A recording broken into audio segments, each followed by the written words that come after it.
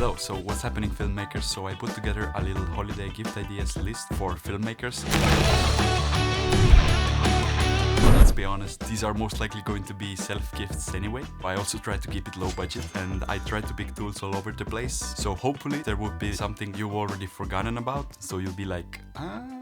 Also, if you've been around this channel for a long time, you will probably know about the stuff I'm about to mention in this video. So let's get right to it. Starting from the lowest price item and going up. The first item, Atmosphere Aerosol. So this is basically haze in a can, and to be quite honest, I haven't gotten around to test it myself yet. I can probably already show it to you. This will something like this, you know. It's so golden here. As you can see, or what at least it is supposed to do, is to be able to create these light streaks and patterns that go through the haze. Achieve those visible light streaks that you can achieve with some spotlight that you direct from somewhere through this haze in the air. Basically just get incredible results if you do it right. So I myself paid 15 euros for that thing. So the next thing, this is a small rig tool set, and for me, when I just recently looked up the price on Amazon, it was 28 euros and 90 cents. So most of the times I use this flat one to loosen or tighten the Roniness plate. It comes really handy. Before that I used like euro cents. My thumb and my index finger were begging me to get this one. And yeah, it's great. But the next item is a multi-tool, a Leatherman, whatever you want to call it. This for me most of the times comes really handy when I need to tighten or loosen some screw. So yeah, just get pliers or have like many backup plans inside of one item. The current price I saw for it was 52 euros 9 cents. Next up, I just have a general suggestion for you, recommendation to get a battery grip in case you don't have one yet. In my case, as I shoot with my Sony a7 IV, I use this one, as I'm gonna butcher the name anyways. It's by those guys. Basically a great budget alternative for my Sony a7 IV, and just a great way to add some better grip to my camera. Also add weight to it, so the handheld footage is gonna be a bit better. And obviously getting the use of 2 batteries. So without the remote, this one here was like 80 euros. Next up on the list, this one to be exact, which is the filter right here, a variable ND filter by Freewell.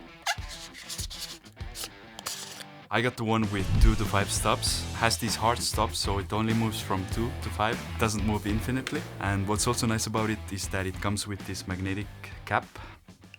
Boom. So the one with my specs, I think the price was exactly 100 euros. The next item I'm going to talk about is this mini portable light Amaran AL-F7, which is also lighting me at the moment. So even though I got a much bigger light and also did a comparison video against this one over here, go check it out if you want to. It still comes quite handy in tight corners, basically in small spaces where I just can't see myself fitting this big light dome into a corner of the room, exactly in such a corner like this. I'm still using this one, and other times obviously I still utilize it as a second light, as a practical for the background, and it's also a bicolor light. I will put the Kelvin temperature range right here, and I can power this with these batteries. This is NPF 9 battery, and yeah, what's the difference currently? Let me just... and back on.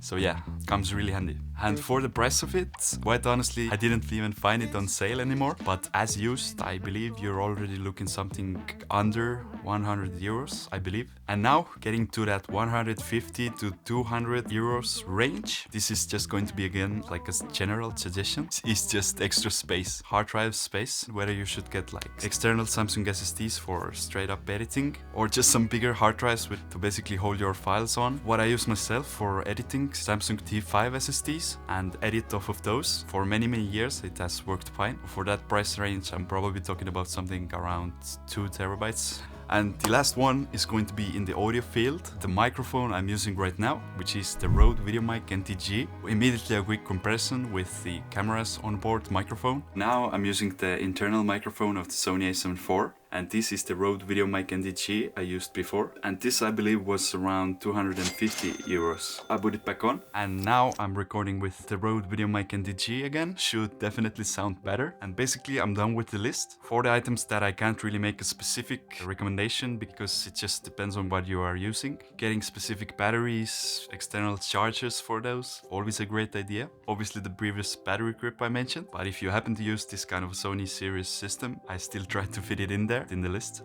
But yeah, overall, generally, storage and batteries, can't get enough of those. I really hope you got something out of this. Like the video if you did, and as always, a subscribe would be awesome. And yeah, I'll see you soon. Peace.